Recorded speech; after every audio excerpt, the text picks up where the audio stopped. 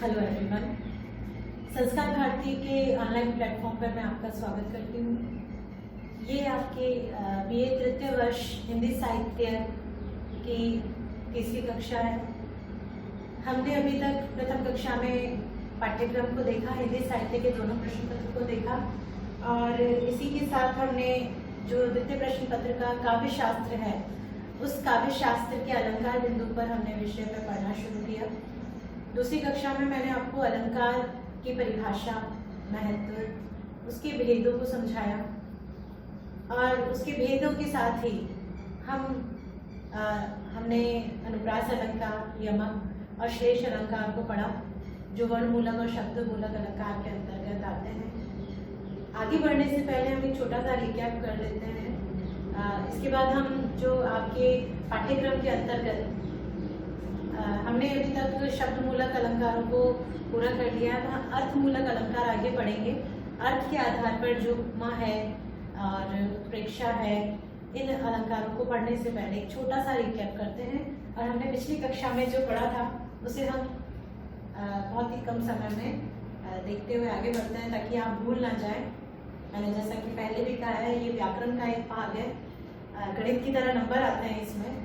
अगर आप इसे पूरी तरह से करेंगे तो आपके नंबर कहीं नहीं कटेंगे, इसीलिए आप इसे थोड़ा सा समझने का प्रयास कीजिए, आपको आसान लगेंगे। बहुत ही आसान उदाहरणों के साथ मैं आपको बता रही हूँ, इन्हें याद कर लीजिए। बताया था मैंने आपको अलंकार पे एक निबंधात्मक प्रश्न आता है 15 नंबर का, तो इसी सोच पर कि पूरा का पूरा 15 नंबर का प्रश्न है।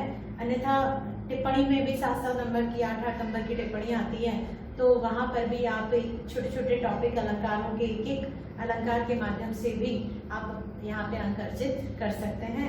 तो इसीलिए थोड़ा सा महत्वपूर्ण बिंदु है। और फिर से मैं बता देती हूँ, याद दिला देती हूँ आपको कि आपके जो भी पद व्याख्या आप करते हैं, प्रसंग, व्याख्या और विशेष, वहाँ पर विशेष के अंतर्गत आप अलंकारों को यदि समझ लेंगे तो आपके लिए विशेष करना आसान हो जाएगा और अंक अर्जित करने आसान हो जाएंगे।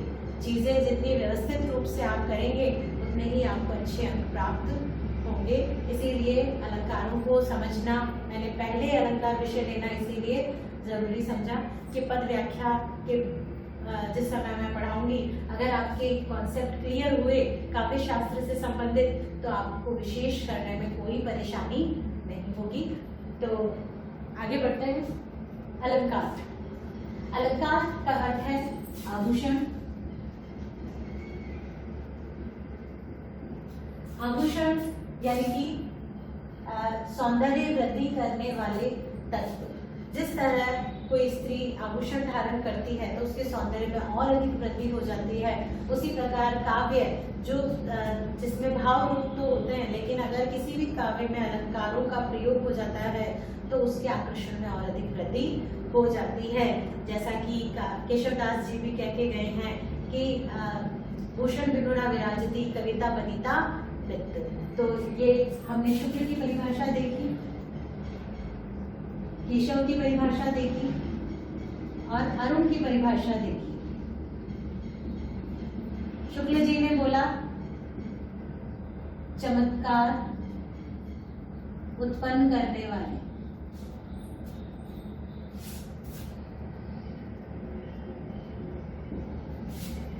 वाली शैली, चमत्कार उत्पन्न करने वाली शैली को क्या कहते हैं? अलंकार कहते हैं। केशवदास जी ने कहा भूषण बिनु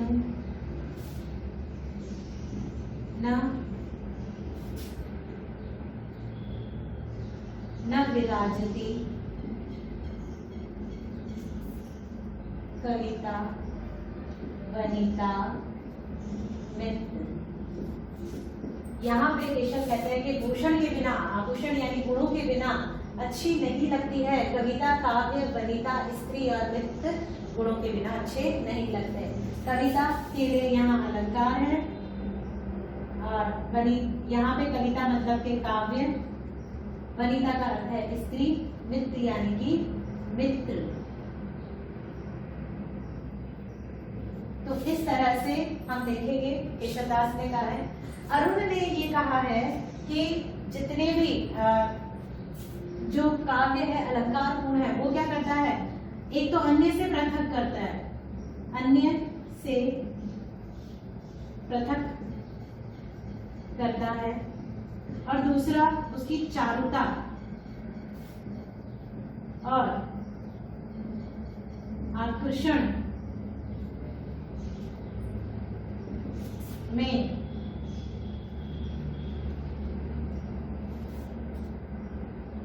वृद्धि करता है। अरुण ने कहा है कि अन्य काव्य से, साधारण काव्य से पृथक करता है अलंकार पूर्ण काव्य, और दूसरा चारुता में और आकर्षण में वृद्धि करता है, वह अलंकार है। तो परिभाषा तो ये पूरी है, लेकिन मैंने जो मुख्य चीज पर ये जो शुक्ल जी हैं जिस पे इन्होंने मुख्य रूप से जोर दिया है, जिस बात को ये कहना चाह रहे हैं, तो मैंने 2 शब्दों में ताकि आपको परिभाषाएं याद हो सके। आप पूरी परिभाषा पिछले वीडियो में देखिएगा, मैंने लिखाई है, एक शब्द दिखाया है। यहाँ पे हम रिकैप कर रहे हैं, इसीलिए मैंने सिर्फ 2-3 ऐसे शब्द लिए जिससे आपको परिभाषा याद करने में आसानी हो। चमत्कार उत्पन्न करने वाले शुक्ल जी हैं, और ये पद आप याद ही कर लीजिए, भूषण बिनुरा विराजती कविता वनिता मित्र। पूरा ये याद ना भी करो तो एक लाइन याद कर लीजिए, ठीक है। अरुण के अनुसार अन्य से पृथक करती है और चारुता और आकर्षण में वृद्धि करती है। अन्य से पृथक, चारुता और आकर्षण, ये 3 शब्द भी आप याद कर लेंगे तो आपको अरुण की परिभाषा याद हो जाएगी। तो इस तरह से हम परीक्षा में याद करने का यही तरीका है। आप इस तरह से याद करेंगे तो आप कभी नहीं भूलेंगे। इसके बाद हम आगे देखेंगे, ये तो थी परिभाषा। महत्व की बात करें तो महत्व जैसा कि परिभाषा से ही स्पष्ट होता है, स्त्री में अपने आप में सौंदर्य है, लेकिन जब उसका महत्व और अधिक बढ़ जाता है, जब वो जिस तरह से आपने देखा एक साधारण सी लड़की जब दुल्हन बनती है तो बड़ी ही सुंदर लगती है, बड़ी ही आकर्षक लगती है, उसके लिए बड़ा ही महत्वपूर्ण दिन होता है। तो सौंदर्य तो पहले से ही है, लेकिन आभूषण को धारण करने से उसके सौंदर्य में और अधिक वृद्धि हो जाती है, उसका और अधिक महत्व बढ़ जाता है। उसी तरह से काव्य जो होता है, कवि की भावनाएं निहित होती हैं, उसकी भाव निहित होते हैं, लेकिन उन भावों के बावजूद उसके अंदर अगर अलंकार भी निहित हो तो उसके अंदर और अधिक वृद्धि, उसके आकर्षण में और अधिक वृद्धि हो जाती है। तो यहाँ पे ये उसका महत्व के अंतर्गत हम आ जाता है। आगे अगर हम बात करें तो भाषा के अंतर्गत हम बात करते हैं कि भाषा किस पर आधारित होती है। भाषा 2 तत्वों पर आधारित होती है, एक है शब्दगत और दूसरा है अर्थगत। शब्दगत और अर्थगत के आधार पर ही भाषा है, शब्दों का जो प्रयोग होता है भाषा में और उनका जो अर्थ निकलता है, और इन दोनों को मिलाकर ही एक भाषा पूर्ण होती है। तो यही हम अगर अलंकार के भेद कहें तो अलंकार के भेद भी इसी तरह से हैं, ये भी एक भाषा का ही हिस्सा है। तो भेदों में देखिए, पहला है शब्दालंकार, दूसरा है अर्थालंकार और तीसरा है उभयालंकार। शब्दालंकार जहां चमत्कार शब्द में, अर्थालंकार जहां चमत्कार अर्थ में हो, उभयालंकार यानी इन दोनों का ही सहयोग हो, वहां पे दोनों ही चमत्कार देखने को मिलते हो, वहां उभयालंकार होता है। अगर कहें शब्द जहां चमत्कार है, जिन शब्दों के कारण चमत्कार है, अगर उन शब्दों को ही हटा दिया जाए तो जो चमत्कार है, जो आकर्षण है, वो नष्ट हो जाता है, वहां भी शब्दालंकार होता है। अर्थालंकार जहां अर्थ में चमत्कार है, अर्थात अगर शब्द को हटा भी दिया जाए तो भी उसका चमत्कार या उसका आकर्षण नष्ट नहीं होता है, वहां अर्थालंकार है। आपके पाठ्यक्रम में ये 2 ही सम्मिलित है। उभय अलंकार समझ लीजिए, ये पाठ्यक्रम में नहीं है। भेद में आपको इसका वर्णन करना है, परिभाषा में भी बताना है इसे, कि अगर निबंधात्मक प्रश्न आता है तो आप इसे बताएंगे, लेकिन इसे डिटेल में हम नहीं पढ़ेंगे। उभय अलंकार जहाँ शब्दगत और अर्थगत दोनों ही चमत्कार हो। अब देखिए, अगर शब्दालंकार की बात करें तो अगर शब्द को हटा दे तो चमत्कार नष्ट हो जाएगा। जैसे मैंने आपको बताया था, भगवान, भगवान भक्तों की बुरी भीति भगाइए। यहाँ पे भ वर्ण की आवृत्ति है। अगर हम, ये यहाँ पे अनुप्रास अलंकार है, प्रत्यानुप्रास अलंकार है, अगर हम इस भ की जगह, भगवान की जगह ही हम ईश्वर लिख दें, हे ईश्वर, भक्तों की जगह श्रद्धालु लिख दें, तो हे ईश्वर, श्रद्धालुओं के डर को या श्रद्धालुओं के भय को दूर कीजिए, भगाइए की जगह दूर कीजिए। तो भ वर्ण की आवृत्ति से जो संगीत उत्पन्न हो रहा है या जो आकर्षण उत्पन्न हो रहा है वो नष्ट हो जाएगा। तो यहाँ पर शब्द अलंकार है, क्योंकि हम अगर इन्हें हटा देते हैं तो फिर चमत्कार नष्ट हो जाता है। लेकिन अगर इसे यथावत ऐसे ही रखा जाए तो ये पढ़ने में, सुनने में बड़ा ही आकर्षक लगता है, इसीलिए यहाँ पे शब्द अलंकार होगा। अब आप अगला उदाहरण देखिए, छोटा सा लिखे पर डिटेल में नहीं जाऊंगी मैं, हमें आगे के अलंकार पढ़ने हैं। अर्थ अलंकार में मैंने आपको बताया था, मुख विधु सम सुंदर। ये जो मुख है, विधु का अर्थ होता है चंद्रमा, मुख जो है चंद्रमा के समान सुंदर है। लेकिन अगर विधु की जगह चंद्र भी लिख दें तो चमत्कार तो अर्थ में है कि मुख चंद्रमा के समान सुंदर है। अगर विधु की जगह चंद्रमा हम लिख देते हैं तो भी इसका चमत्कार नष्ट नहीं होता है, क्योंकि तुलना जो समानता की जा रही है वो चंद्रमा से की जा रही है। चाहे चंद्रमा को विधु कह दो या चंद्र कह दो, तो लेकिन उसके सौंदर्य में तो कमी नहीं होगी, इसीलिए यहाँ अर्थ अलंकार होगा, क्योंकि शब्द हटा देने के बाद भी चमत्कार नष्ट नहीं होता है। तो ये था आपके भेद। अब हम आगे देखते हैं, शब्द अलंकार दो तरह के होते हैं, वर्णमूलक और शब्दमूलक। वर्णमूलक एक ही है, अनुप्रास, इसके भेद हैं 4। 6 का अनुप्रास,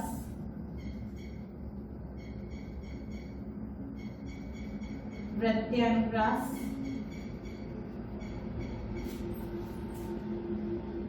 अंत्यानुप्रास और है श्रुत्यानुप्रास। पढ़ा चुकी हूं मैं, छोटे से रिकैप से आपको समझाना चाहती हूँ। अनुप्रास का मतलब जहां वर्ण की आवृत्ति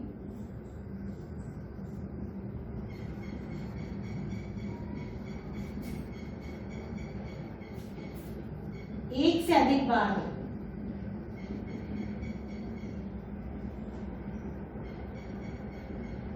जहां वर्ण की आवृत्ति एक से अधिक बार हो वहां अनुप्रास अलंकार होता है। एक बार आता है तो साधारण काव्य हुआ, लेकिन एक से अधिक बार आवृत्ति होते ही वहां पे अनुप्रास होगा। 6 का अनुप्रास, जहां एक से अधिक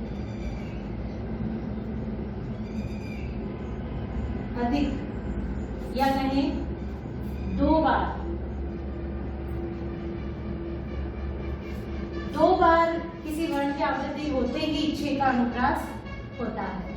ठीक है, जहां मैंने उदाहरण बताया था, परम पुनीत, प वर्ण की 2 बार आवृत्ति है, यहाँ पे 6 का अनुप्रास है। वृत्त्यानुप्रास, व्रति यानी बार बरादत हो जाना, तो व्रति एक से अधिक बार, जिसमें वर्ण की आवृत्ति 2 से अधिक बार, 2 बार तो 6 का अनुप्रास है, 2 से अधिक 3, 4, 5, 6 बार, कितनी बार भी हो सकती है, तो 2 से अधिक बार वर्ण की आवृत्ति, जो कि उदाहरण है बहुत अच्छा मैंने आपको बताया था, भगवान भक्तों की बुरी भीति भगाइए, आपने देखा ही था वो।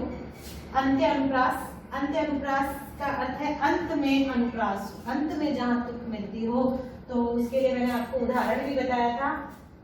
नभ लाली चाली, नभ लाली चाली चटकाली धुनी कीनी।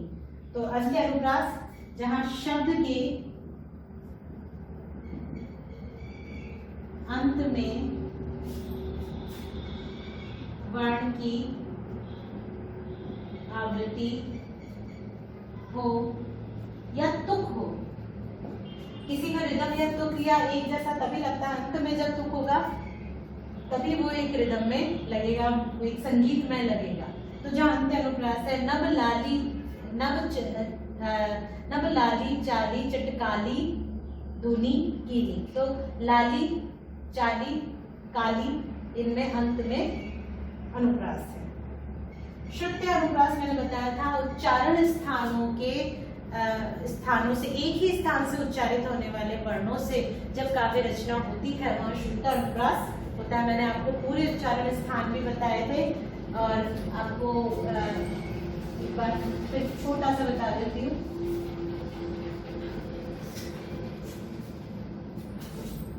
जो कंठ है, कंठ से जो हमारे उच्चारण स्थान है, सबसे पहले कंठ जिसमें क वर्ग के बाद है विसर्ग और अ और आ का उच्चारण कंठ से होता है। कंठ के बाद आता है तालु, तालु से हम क वर्ग के बाद आता है क च वर्ग और य श का उच्चारण और ई का उच्चारण तालु से होता है। और तालु के बाद आता है मूर्धा, मूर्धा से क च ट वर्ग का उच्चारण, र का उच्चारण, श का उच्चारण और स्वर के अंदर बात करें तो री का उच्चारण मूर्धा से होता है। मूर्धा के बाद है दंत्य। जैसे जैसे हमारी वर्णमाला, इसीलिए वैज्ञानिक है, जैसे जैसे उच्चारण स्थान है वैसे ही हमारी वर्णमाला भी बनी है। वर्णमाला भी इसी क्रम में है। क च ट त प ई वर्ग है, अ आ ई इसी तरह से ये व्यवस्थित है। तो त वर्ग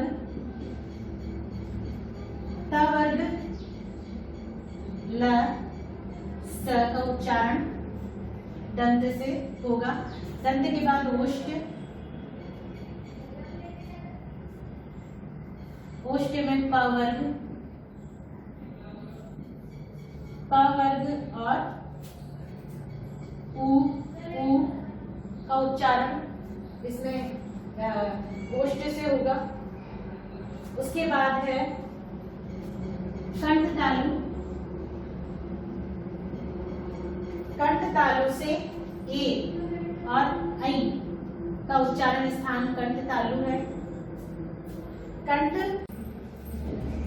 उच्चारण स्थान में आप देख रहे थे, उच्चारण स्थान कंठ का क वर्ग, ये जितने भी उच्चारण स्थान है जैसे कि मैंने आपको एक चित्र से समझाया था, कंठ तालु मूर्धा दंत ओष्ठ, कंठ तालु कंठ ओष्ठ दंत ओष्ठ नासिक। जिस तरह से हमारे वोवल है, हमारा उच्चारण के लिए हमारा जो तंत्र है उसी के स्थान पर, उसी सीक्वेंस में ये है। और इसको इसीलिए हमारी भाषा को वैज्ञानिक, हिंदी भाषा को वैज्ञानिक भाषा भी कहा जा सकता है। इसका उच्चारण स्थान भी उसी तरह से है।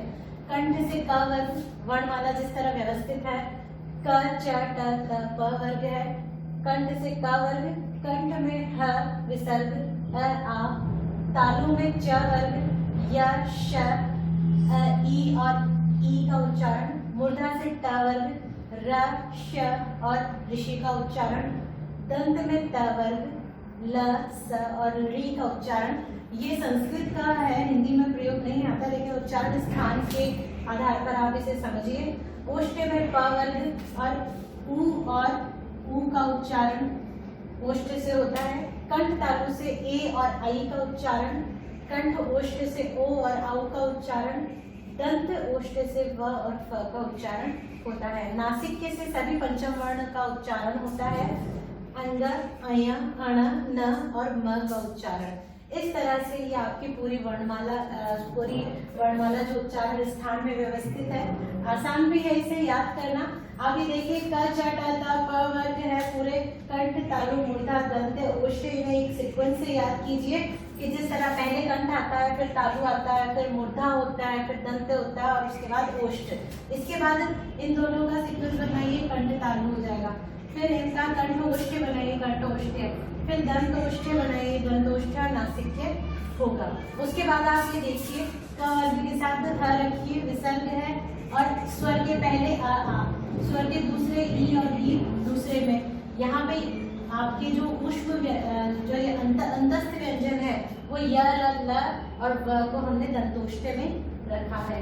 ये आपके ऊष्म व्यंजन है, ये भी सीक्वेंस ही है। इन्हें देखिए श श स और ह को हमने कंठ में रखा है। इसी तरह अ आ ई उ ए ऐ ओ औ, इस तरह से हमने इन्हें ए वर्णमाला को व्यवस्थित किया है। उच्चारण स्थान में ये इस तरह से व्यवस्थित है। आप इसे याद कीजिए, आपके लिए इसे याद करना आसान होगा। न केवल स्नातक की परीक्षा में बल्कि आपकी सभी प्रतियोगी परीक्षाओं में ये आपके लिए बड़ा लाभकारी होगा। आप इसे आगे भी भविष्य में इसे इस तरह से याद करके आपको सहयोग मिल सकता है इससे। तो ये आप चाहे तो इसका एक स्क्रीनशॉट ले लें। इसके बाद इस उच्चारण स्थान के आधार पर हम पढ़ रहे थे शुद्धानुप्रास, उसका एक उदाहरण देखते हैं। दीनाथ था, थे, दीननाथ, डूबते। कि यहाँ पे द न त थ द न थ और त, इन दोनों को छोड़ करके बाकी सभी दंत से उच्चारित होने वाले उच्चारण स्थान त वर्ग के हैं। त, थ, द, ध, इस तरह से ये एक ही उच्चारण स्थान से उच्चारित हो रहे हैं और श्रुति में अनुप्रास हमें सुनने को मिल रहा है। श्रुति में समानता है, तो इस तरह से यहाँ पे शुद्ध अनुप्रास होता है। तो ये था आपके अनुप्रास में शुद्ध अनुप्रास, आपको मैंने समझाया है। आशा है अगर ये जब तक आपको इस उच्चारण स्थान को आप नहीं समझने का प्रयास करेंगे तो शुद्ध अनुप्रास आपको समझ नहीं आएगा।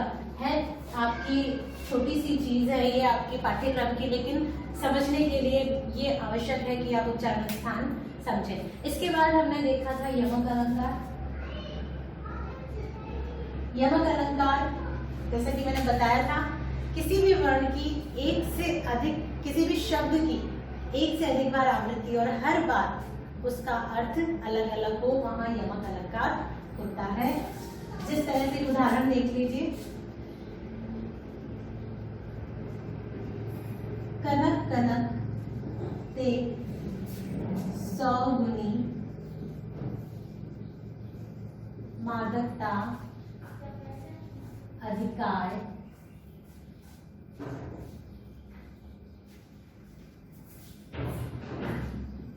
या खाए बोराए जब वा पाए बोराए। कनक और कनक, यहाँ पे एक कनक का अर्थ है धतूरा, दूसरे कनक का अर्थ है सोना।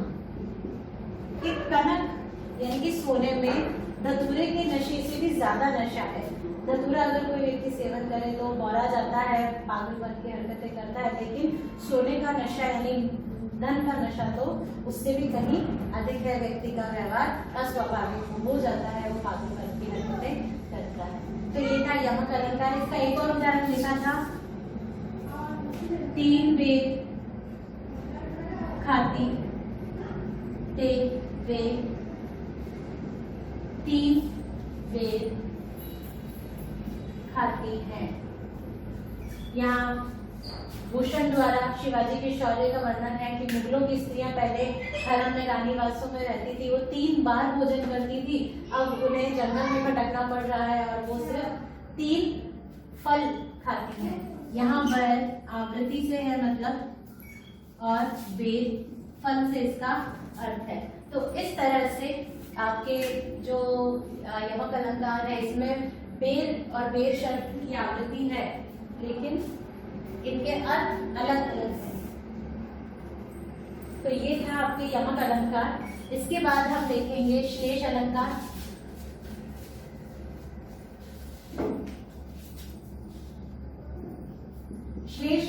होता है टुकड़े करना, अलग करना, पृथक करना, यानी कि शब्द की आवृत्ति, कोई भी शब्द एक ही बार हो, एक ही बार आए, पर अलग करने पर अर्थ अलग अलग हो, वहां विशेष अलंकार होता है। जैसे कि पानी गए ना उबरे, मोती मानस चून। मोती मानस और चून के लिए पानी एक ही बार आया है, इसका अन्वय करेंगे, अर्थ करेंगे तो मोती के लिए चमक, मानस के लिए इज्जत और चून के लिए साधारण पानी रूप में इसका अर्थ होगा। यानी कि मोती, पानी के बिना उसमें चमक नहीं आएगी, पानी के अभाव में मोती चमक के बिना उसका कोई महत्व नहीं है, मनुष्य का इज्जत के बिना कोई महत्व नहीं है, और चून यानी आटे का पानी के बिना कोई महत्व नहीं है, सूखे आटे से पेट नहीं भर सकते। तो ये था आपके श्लेष अलंकार, ये हमने अभी तक देखा था, इसका निषेध भी हमने देख लिया। आगे हम जो है अगला महत्वपूर्ण, यहाँ पे हमारे शब्द अलंकार तो पूरे हो जाते हैं, इसके बाद हम जो अर्थालंकार में एक अर्थालंकार शुरू करेंगे, जिसमें महत्वपूर्ण आपके जो उपमा अलंकार को हम पढ़ेंगे। अब हम आ जाते हैं अर्थालंकार पे।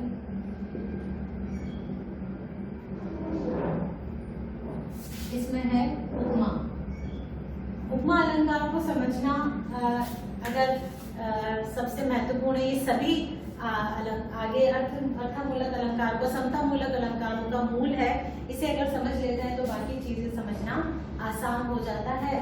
तो ये देखिए अर्थ अलंकार में उपमा अलंकार। उपमा अलंकार की परिभाषा आपके सामने रखने से पहले मैं इसके 4 अंगों को आपको समझाना चाहूंगी कि इसके 4 अंग हैं। उपमा अलंकार के अंग, पहला है उपमेय, दूसरा है उपमान, तीसरा है साधारण धर्म, चौथा है वाचक शब्द। अब इसे देखिए, इन्हें समझिए। उपमेय यानी कि इसे हम कह सकते हैं प्रस्तुत, यानी कि जो हमारे सामने है, जिसकी उपमा दी जा रही है वो प्रस्तुत। उपमान अप्रस्तुत। अब इसे देखिए, उपमा अलंकार को समझिए कि एक उदाहरण के माध्यम से आपको मैं इसे समझाऊंगी। पहले उपमा अलंकार की आप परिभाषा देख लीजिए कि उपमा का जो अर्थ होता है, सामान्य अर्थ होता है समता, तुलना, किसी भी चीज से समता प्रदर्शित करना, किसी भी चीज से उसकी तुलना करी जाती है, समानता बताई जाती है। उपमा, इसीलिए हम उसे उपमा देना कहते हैं, उपमा अलंकार वहां होता है। तो इसकी परिभाषा देखिए,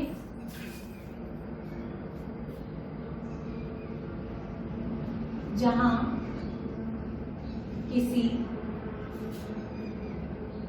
किसी वर्णित यानी कि प्रस्तुत वस्तु की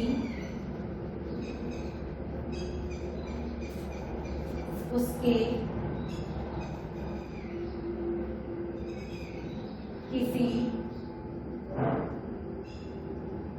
विशेष गुण,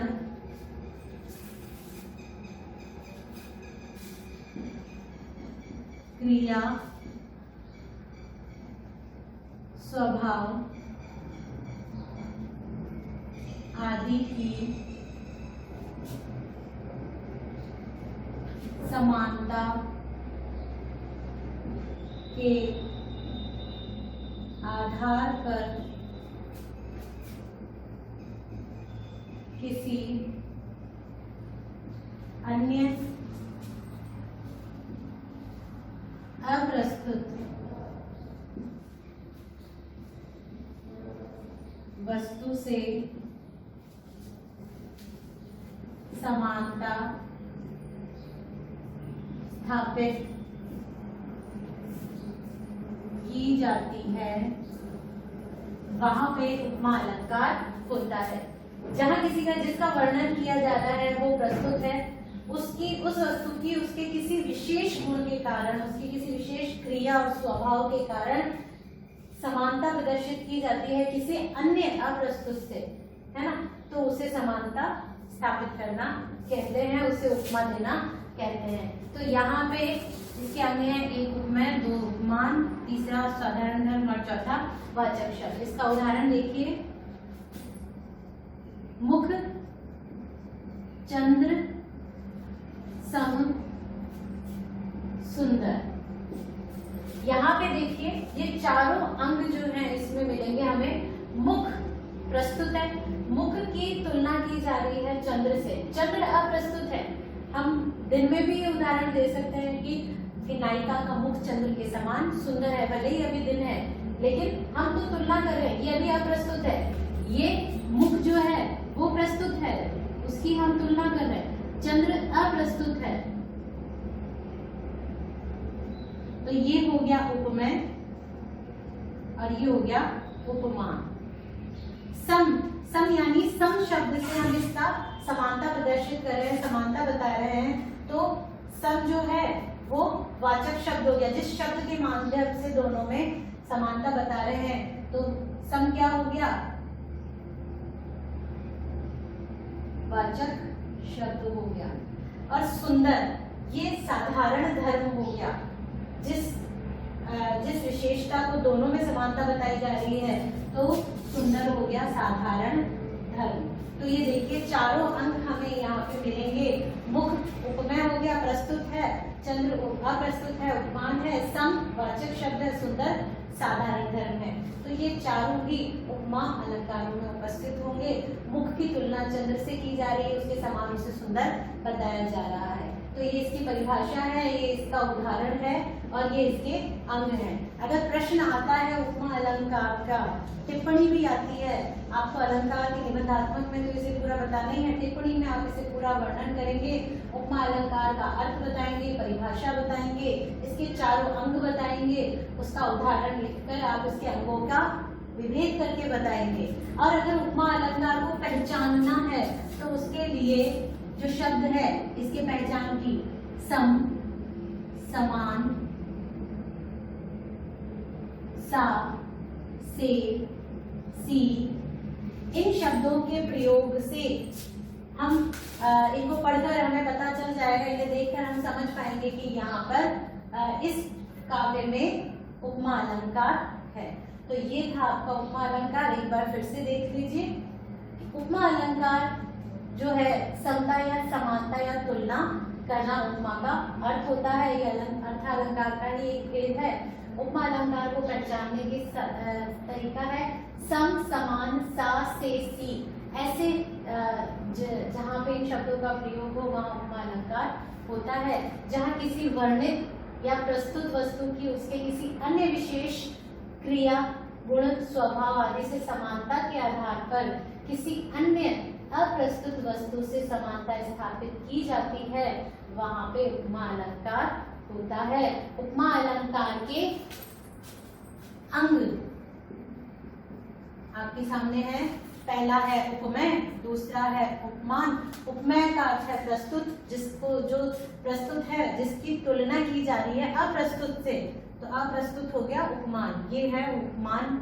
और साधारण धर्म, जिस विशेष गुण, क्रिया, स्वभाव की आप तुलना कर रहे हैं वो साधारण धर्म कहलाएगा। यहाँ पे सुंदर साधारण धर्म है। वाचक शब्द यानी जिस शब्द के द्वारा आप तुलना कर रहे हैं वो सम है, इसीलिए वो वाचक शब्द कहलाएगा। तो ये सब बात इस उदाहरण में हम देख सकते हैं। आप आम जीवन में भी बहुत सारी बातों में आप कहते हैं कि अरे क्या पागलों की जैसी हरकतें कर रहे हो, तो कोई क्रिया है, कोई स्वभाव है, हरकत है, किसकी जैसी? पागलों की जैसी। किसको कह रहे हैं? जो सामने प्रस्तुत है पागल है, अप्रस्तुत है, उसका स्वभाव है पागलपन। तो आपने इसका उपमा दी है, आप इसकी उपमा देखिए, जैसी। आपने जब बोला वाचक शब्द उसमें प्रयोग हुआ, क्या हुआ? जैसी, ऐसी। ये जैसी, जैसा, जैसी, इस तरह के शब्दों का प्रयोग भी आप उपमा अलंकार में देख सकते हैं। वैसे जैसा शब्द जो है जहाँ पे आता है वहाँ उदाहरण अलंकार होता है, लेकिन मुख्यतः ये उपमा में भी प्रयोग होता है। तो इस तरह से हमने ये देखा कि आज आपके उपमा अलंकार है। आप ये इसकी परिभाषा नोट कीजिए, इसके अंग नोट कीजिए, इसका उदाहरण देखिए। मैं एक अन्य उदाहरण से आपको इसे समझाऊंगी।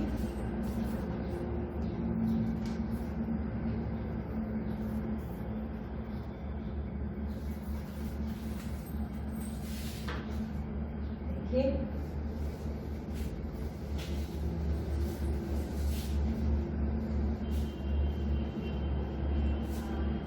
इसे हम वापस लिख देते हैं।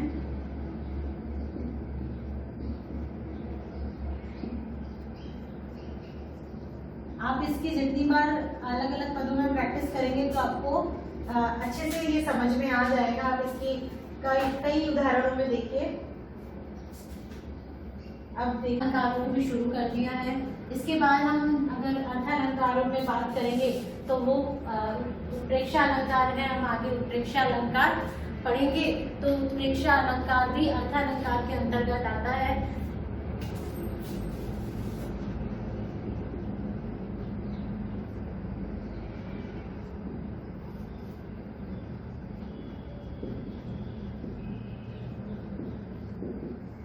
अब इसे देखिए, उत्प्रेक्षा।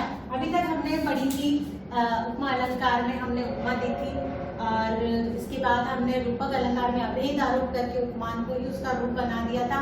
अब अगर हम बात करें उत्प्रेक्षा अलंकार की, तो उत्प्रेक्षा अलंकार में संभावना व्यक्त की जाती है। उत्प्रेक्षा से आप याद कर लीजिए संभावना। जब किसी उपमेय में उपमान की संभावना व्यक्त की जाए वहां उत्प्रेक्षा अलंकार होता है। इसे पहचानने के कुछ शब्द हैं, जैसे ज्यों,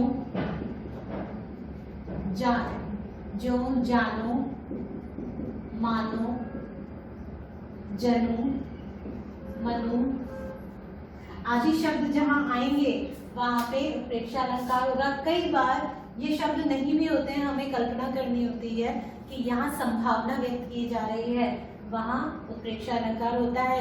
एक बार हम इसका परिभाषा देख लेंगे उत्प्रेक्षा अलंकार की। जहाँ उपमेय में उपमान की संभावना व्यक्त की जाती है वहाँ पे उत्प्रेक्षा अलंकार होता है। देख लीजिए एक बार।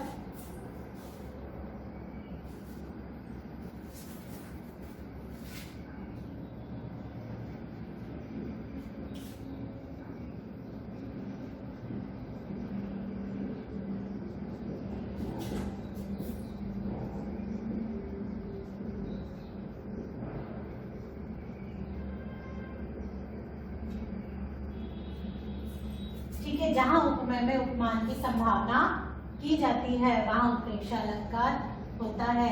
अब यहाँ पे हम इसे आगे पढ़ने से पहले इसके भेदों को ही समझ लेते हैं। इसके भेदों से उदाहरण समझ लेते हैं। पहला है, इसके 3 भेद हैं। एक है वस्तु उत्प्रेक्षा,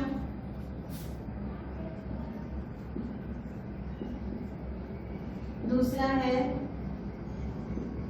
हेतु उत्प्रेक्षा, तीसरा है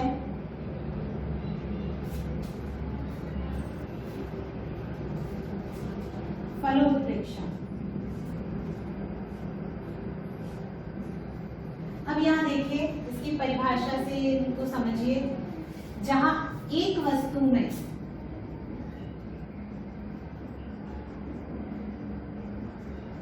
दूसरी वस्तु की संभावना की जाए। आप पहले इन तीनों की ही परिभाषा देखिए। आपको समझने का प्रयास कीजिए कि एक वस्तु में दूसरी वस्तु की संभावना की जाए, वहां पे वस्तु उत्प्रेक्षा होगा। हेतु उत्प्रेक्षा में जहां अकारण में भी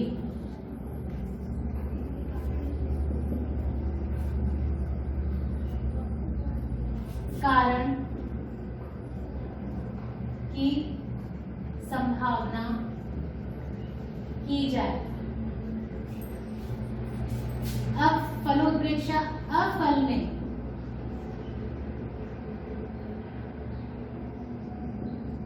भी फल की संभावना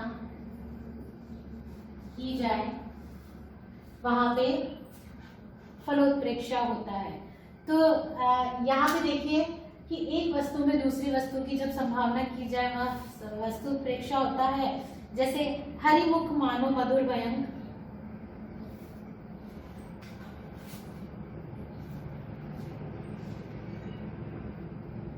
उदाहरण देखिए, हरिमुख मानो मधुर मयंक। हमने पहले भी इसे रूपक में पढ़ा है, लेकिन वहां मानो शब्द नहीं था। आपने ध्यान दिया होगा कि हमने इसे रूपक में पढ़ा था, हरिमुख मधुर मयंक था। वहां पे जब मानो शब्द नहीं आया तो संभावना नहीं थी, वो अभेद आरोप हो गया था।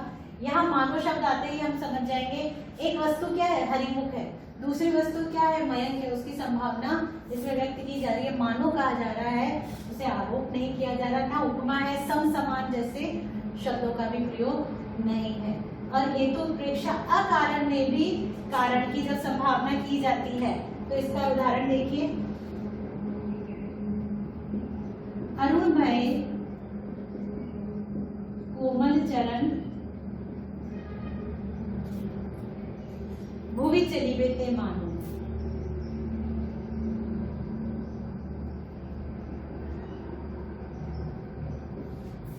यहाँ पे कह रहे हैं कि जो नायिका है वो प्राकृतिक रूप से ही उसके चरण कोमल होने के कारण ही लाल है। तो ऐसे कह रहे हैं अरुण यानी लाल रंग के हो गए हैं नायिका के पैर। मानिए कि उसने भूमि पे चलने के कारण उसके पैर लाल हो गए, जबकि स्वाभाविक रूप से उसके पैर ऐसे ही हैं। तो अकारण, ऐसा कोई कारण नहीं है, भूमि में चलने से किसी के पैर लाल नहीं होते हैं। अकारण में, क्योंकि यहाँ परिभाषा देखिए, अकारण में भी कारण की संभावना की जा रही। कवि थे हमारे, अतिशयोक्तिपूर्ण वर्णन करते थे वो, तभी तो चमत्कार उत्पन्न होता था कविता में। तो इसीलिए यहाँ पे इस उदाहरण में देखिए कि नायिका के चरण का लाल होने का कारण भूमि पे चलना नहीं है, लेकिन फिर भी कवि ने उसे अकारण में भी कारण की संभावना कर दी है, तो वहां हेतु उत्प्रेक्षा माना है। यहाँ पे मानु शब्द आया है, ये उत्प्रेक्षा अलंकार का है। फलोत्प्रेक्षा, फलोत्प्रेक्षा जहाँ अफल में भी फल की संभावना की जाएगी। यहाँ उदाहरण देखिए, तब मुख समता, तब मुख समता लहन को